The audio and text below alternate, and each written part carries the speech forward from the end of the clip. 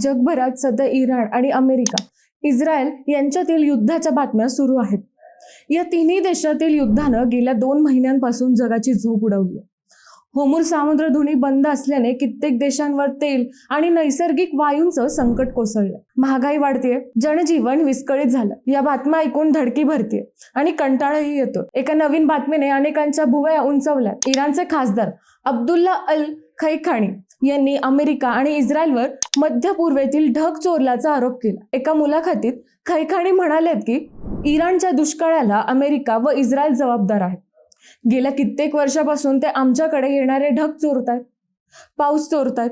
आता ते दोन्ही देश आमच्या सोबतच्या युद्धात गुंतल्यामुळे आमच्याकडे पाऊस परतला. आता खैखानी यांचा दावा हास्यास्पद वाटला असला तरी तो गंभीर होता. जगभरात त्याची चर्चा सुरू झाली होती. खरंच एखाद्या देशाला दुसऱ्या देशातील पाऊस चोरता येतो का? वरच्या आकाशात ढग मोकळे करता येतात का? हे प्रश्न विचारले जाऊ लागले. आता हे प्रकरण नेमकं काय आहे हेच आपण आजच्या व्हिडिओतून पाहणार आहोत. नमस्कार, मी मैथिली आणि आपण पाहत आहात अहिल्यानगर लाईव्ह 24 आंतरराष्ट्रीय घडामोडींचं परफेक्ट अनालिसिस. इराणी खासदार अब्दुल्ला अल खैखानी यांची एक मुलाखत सध्या सोशल मीडियावर व्हायरल झाली आहे. त्यांनी या मुलाखतीत असं काही दावे केलेत की ज्या दाव्यांची जगभरात चर्चा रंगली आहे. गुगलवर पाऊस चोरण्याचं तंत्रज्ञान सर्च केलं जाऊ लागलं. अर्थात हे सगळं सुरू झाल्यावर जगभरातील शास्त्रज्ञांनी हे दावे खोडलेत, परंतु तरीही काहींना या दाव्यात तथ्य वाटतं. अमेरिका व इस्रायल यांनी हवामान कंट्रोल करण्याचं खरंच एखादं तंत्रज्ञान विकसित केलंय का, या चर्चा सुरू झाल्यात. अब्दुल्ला अल खैखानी यांनी एका मुलाखतीत सांगितलंय की अमेरिका आणि इस्रायल अनेक वर्षांपासून विमानांच्या मदतीने मध्य पूर्वेतील ढग चोरत आले आहेत. याच कारणामुळे या प्रदेशात दीर्घकाळपासून दुष्काळ आहे.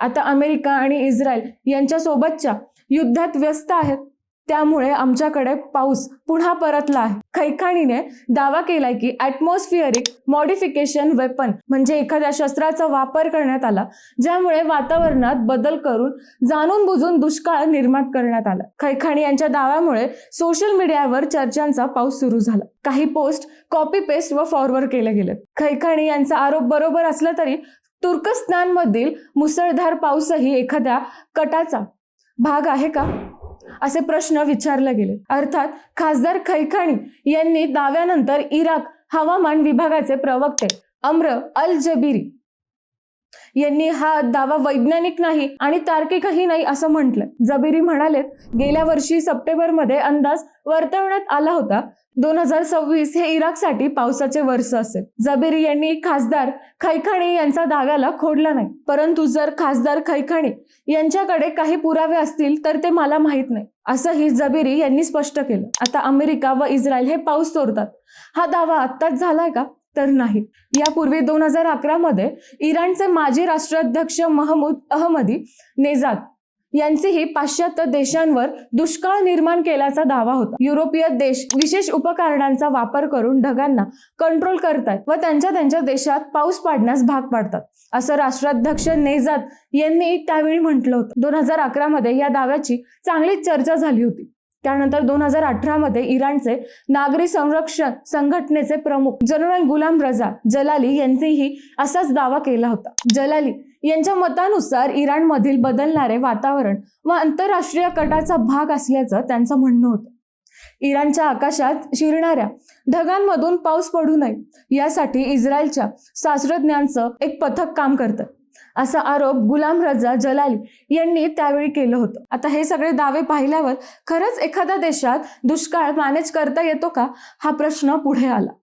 जगभरातील अनेक शास्त्रज्ञांनी व हवामान तज्ज्ञांनी यावर मत व्यक्त केलं. अनेकांनी इराणच्या या दाव्यात तथ्य नसल्याचं सांगितलंय, परंतु काहींनी इराणचे दिलेले काही संदर्भही योग्य वाटले. सध्या जगभरात एवढे शोध लागतात, याचा शास्त्रज्ञ एवढी परफेक्ट टेक्नॉलॉजी तयार करत आहेत की एखाद्या देशातील पाऊस चोरताही येऊ शकतो, असं काहींचं म्हणणं आहे. आता हे खरंच सत्य असेल तर जगभरात वेगवेगळ्या नव्या युद्धाचा सामना करावा लागेल, हे मात्र नक्की. मित्रांनो, तुम्हाला हा विषय कसा वाटला? खरंच एखाद्या देशाचा पाऊस चोरता येऊ शकतो का? इराणच्या या दाव्याबाबत तुम्ही काय म्हणाल? तुमचं उत्तर हे आम्हाला कमेंट करून नक्की कळवा. शिवाय व्हिडिओ आवडला असेल तर चॅनलला सबस्क्राईब करून व्हिडिओला लाईक करायला विसरू नका. पुन्हा भेटूयात नव्या विषयावर. तोपर्यंत नमस्कार.